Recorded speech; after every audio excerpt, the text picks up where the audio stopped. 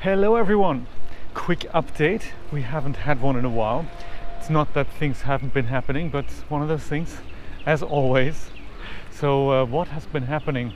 It's first of all, it's the last Monday in March 2022.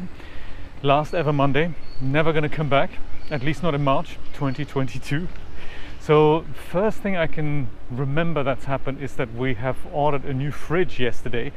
Our current fridge is, well, from 2006, so he's seen a few years, and it's not exactly totally broken, but we've noticed that over the last few months, literally over the last few years actually, the temperature has been going, well, he's not cooling as much as he should, so we had to crank up the cooling knob thing to, to its absolute right setting, so as cold as it can be, and that was okay for the last year or so, but over the last few months it has been, not as cold as it once was. And it's weird when that happens to a fridge. So in the freezer you find that when you freeze bread, it's not rock hard, it's kind of soft, and the ice cubes are kind of still frozen, but they're probably just like 1 degree below freezing or something. So food doesn't stay frozen as solid as it once was, and as a result it goes off. In the fridge part, it's more like a wine cooler now than an actual fridge, so it means that things like milk tend to go off much quicker.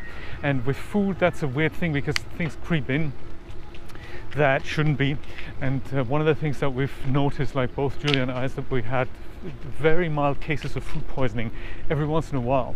So I had like abdominal cramps every once in a while, and I was thinking, I'm not sure where that comes from. Turns out it's one of the cheeses that we had continuously, and that just gave me cramps continuously, which is not good, because with my abdominal history, I tend to think, whoa, okay, has cancer come back? But thankfully it hasn't. It's just weird type of food poisoning. So when Julia manifested the same symptoms, we were thinking, what's going on?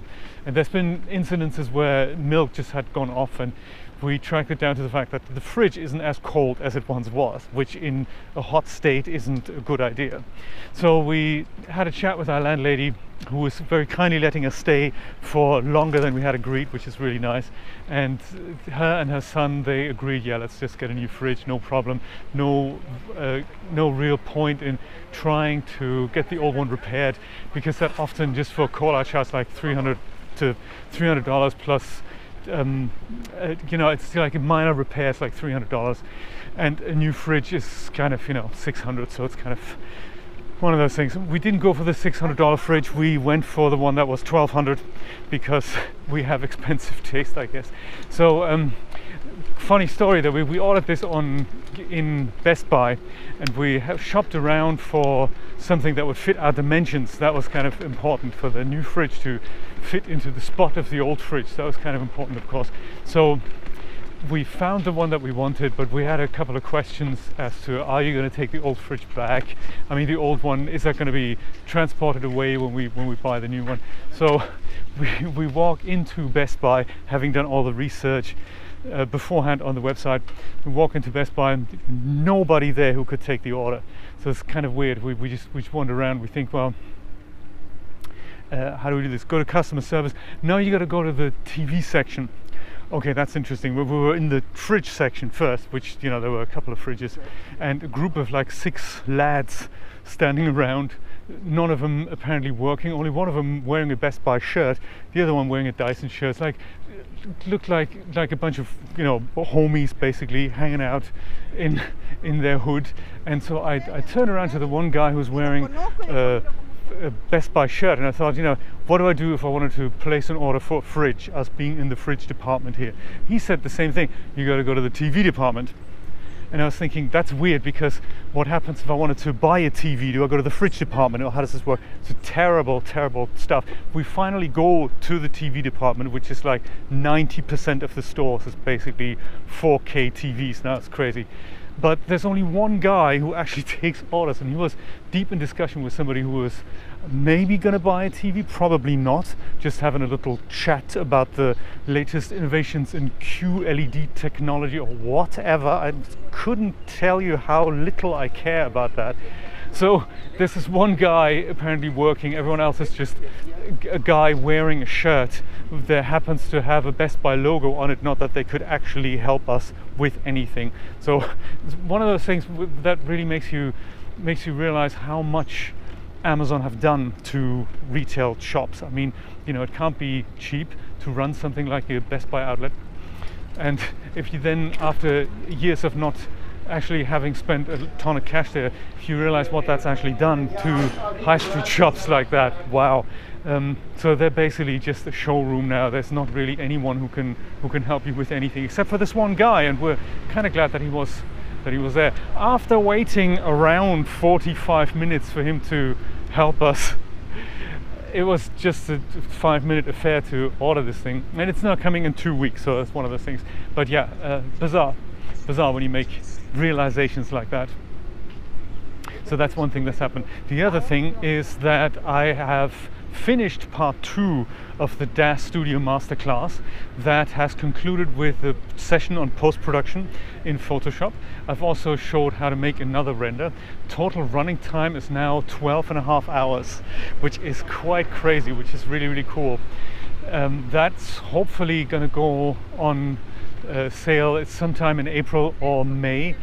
On Daz, we're going to have a little chat about this in a couple of weeks, Travis and I, how to best do this, because I'm not really a believer in this day and age in downloadable videos, so I would have to ask people to download like 3 gigabytes of videos or more if I do a really harsh encoding on that, and I think that's really not what we do anymore. But Daz currently don't have a system with which they can give you online access to video material, so we'll have a chat of maybe my course can be the first one that we can make available as such, as an online viewing experience. So the traditional way of buying tutorials on the Daz store is literally that you go and download them, and then you have to kind of find them in weird locations, and then you have to download the whole thing first before you can start watching something. It's really not very 2022, and we'll see what we can do about this.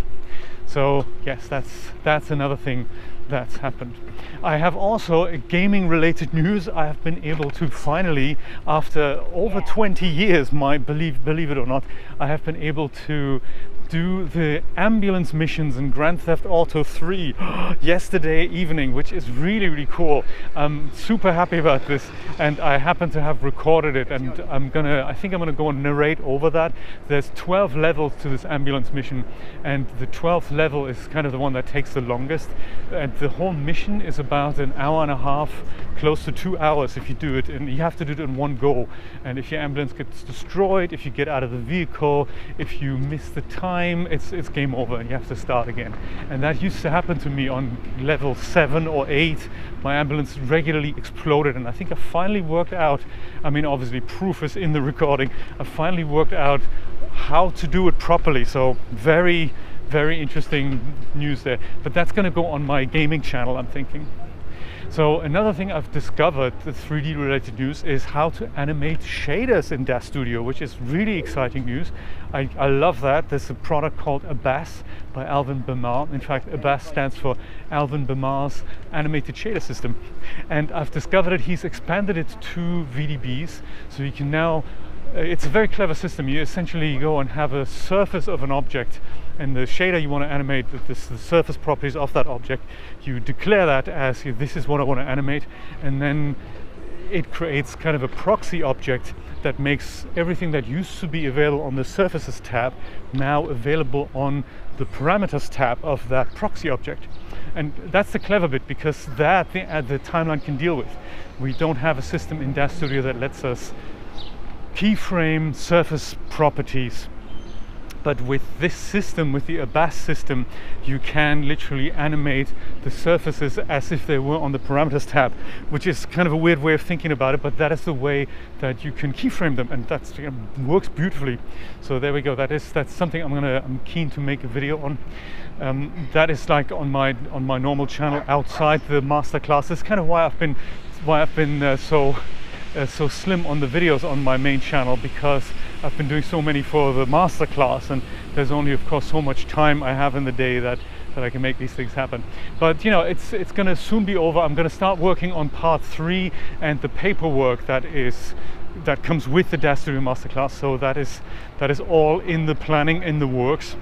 And then hopefully I can finish it off soon. So part 3 isn't going to be that long. It's going to be kind of related products that you can use. You don't have to, but it's just, you know, giving you an expanded view of what Daz Studio can do for you and your projects.